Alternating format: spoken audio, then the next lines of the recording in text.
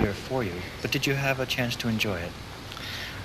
I didn't have much time to enjoy it, really, Paul. It was kind of, oh, it's Tuesday, must be Belgium kind of thing.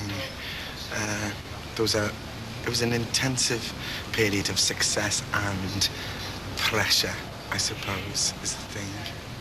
During the intense period of success with the top two singles, the T-shirts selling like wildfire, it seemed like, oh, this must be premeditated. But actually, was any of it premeditated?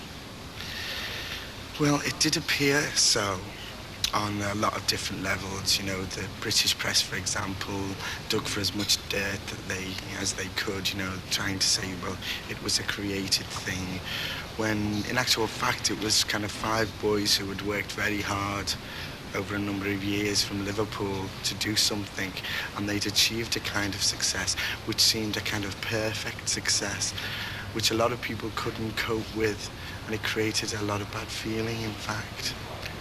Like, people keep asking us if, like, we'd planned to bring, like, these T-shirts out at a certain point and stuff. And all it was that we brought the records out, and then we said, oh, we'll bring some T-shirts out. And it just goes on like that. We never plan anything. Like, we never went out and said, oh, let's be really mysterious about all this, you know. I wonder if a group can get so successful that they can't shock anymore, or can't even titillate. Are you worried by that? No, I'm not worried. We're there to entertain. We're not there to kind of do anyone's brain in or kind of mix up someone's deepest, darkest fears or taboos, particularly. It's just like a form of entertainment. Racism, and that was what the whole thing is about. That's what we were meant to do. It's about fun, you know. We don't want to beat anyone around the head and shock them. That's not what Frankie was about, you know. People got a little confused, I think, earlier on, because it was we had such a hard image and stuff, you know. It was obvious that we were punks and we were fighters. It's like crazy in Germany. We did a TV show, and it was like snow and it was freezing, and we had like a caravan type thing as the dressing room, and we had to wait 6 hours before we did the TV show. It was mad. So we wrecked a couple of cars. The kids that we're singing to, they're just so like us, it's untrue. I mean, and they can see that, you know. I mean, they know about everything. They know about sex. They all want to live. They know about it. They're very sophisticated, especially like the kids in England. The whole thing about English kids is great. Like the way they get up and dress, and nothing seems to scare them. Quite a courageous bunch, you know. They just do it.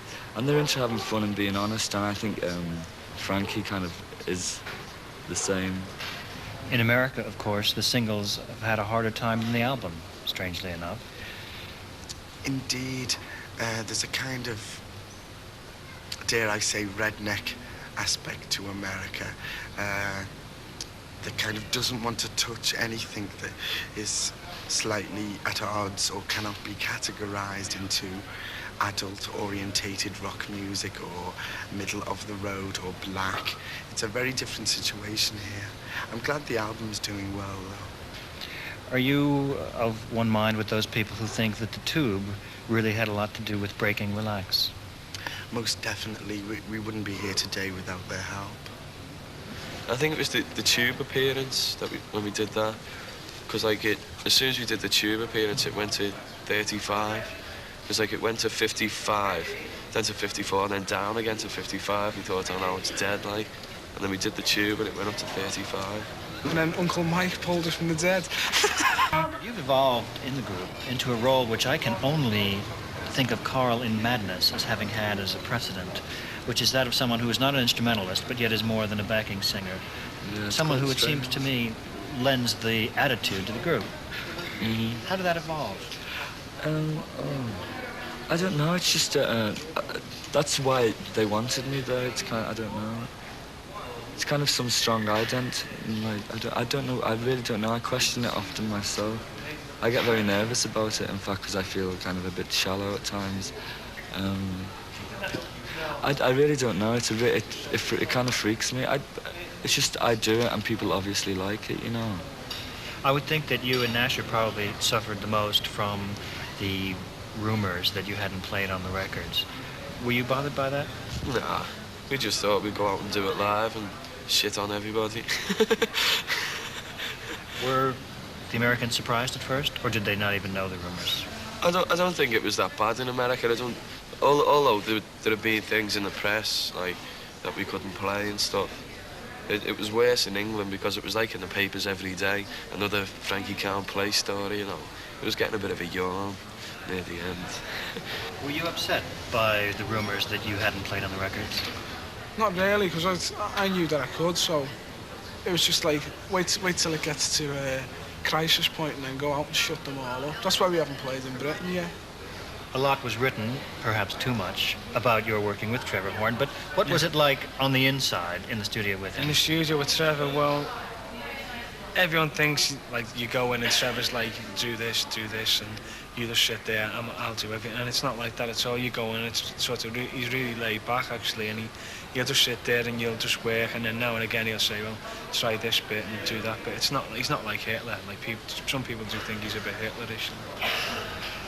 Were you pleasantly surprised or shocked that Two Tribes, a song you'd written, we learn about the Falklands, turns out to be so applicable to the current political situation and to lend itself to such a video? It wasn't specifically written about the Falklands. It was inspired by that kind of tenseness that was in England at that time.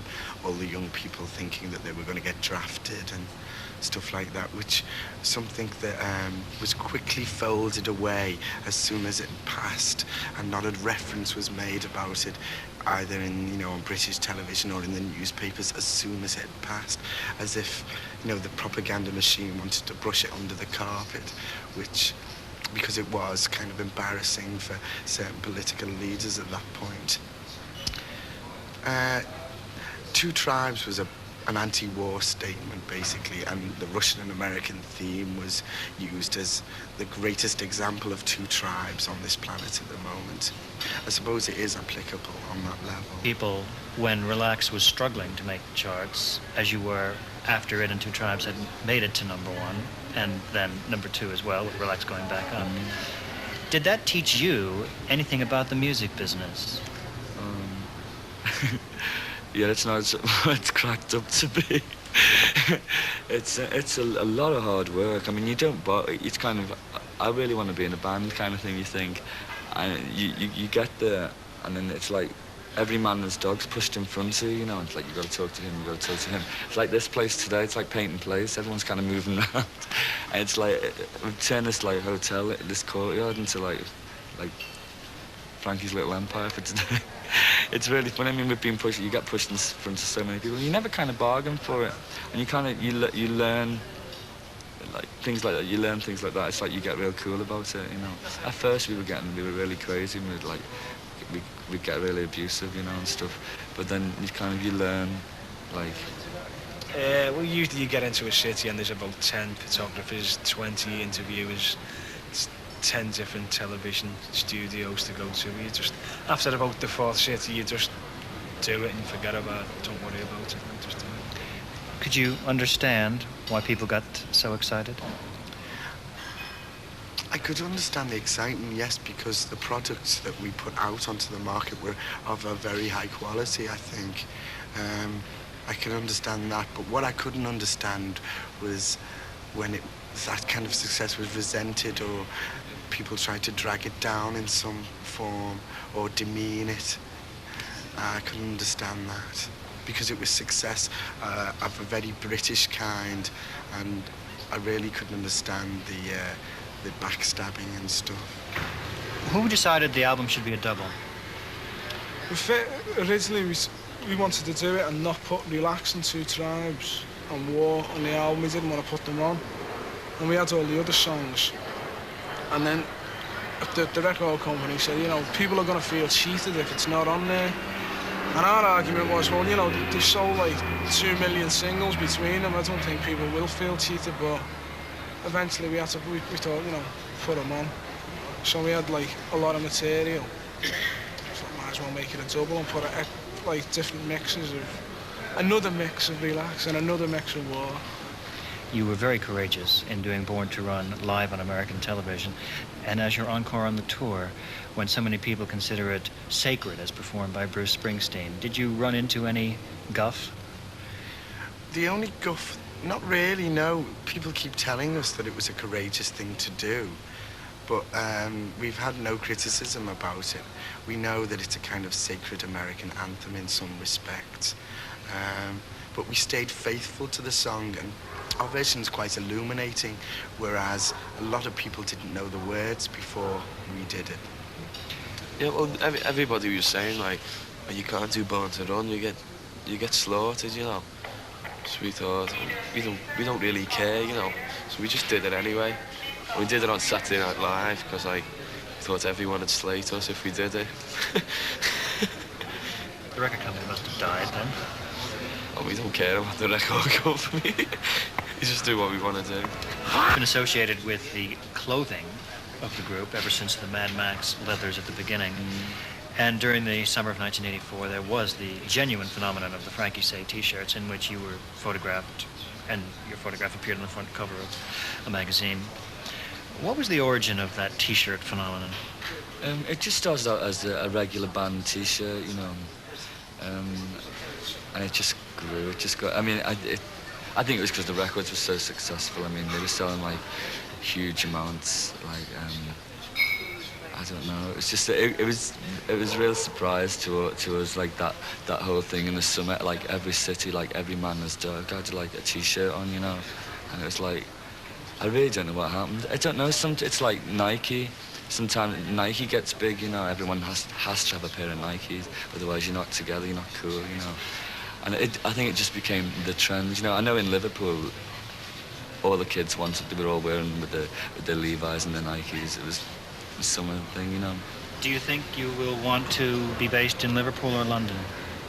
We've been forced to move to London really because, you know, we're working in the studio and that. I mean, we'd love to live in Liverpool. It's the best city in the world. I was speaking to my mum on the phone the other day, and she was saying about Paul McCartney. He was asked when he was done the premiere for Giving Me the Girls to Broad Street in Liverpool. He was saying, well, you know, why did you move away from the city? And he said, well, look, now even Frankie Goes to Hollywood have had to move. I mean, it's still the same 20 years on. Do you feel that you are wanted for something you're not? Robbing the bank. I don't know.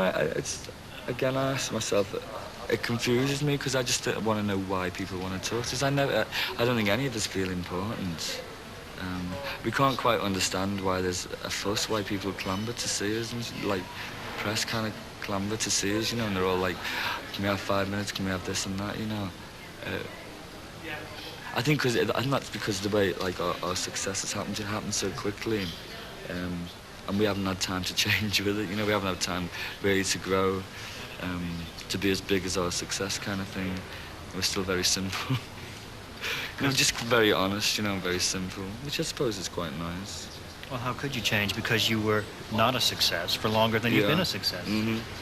But it happened like kind of so quickly that you can't really evolve in that amount of time into like coping with it all. What do you look forward to in 1985? Beating Jerry Marsden's record. May I ask you what your most pleasant memory of 1984 was? I think it was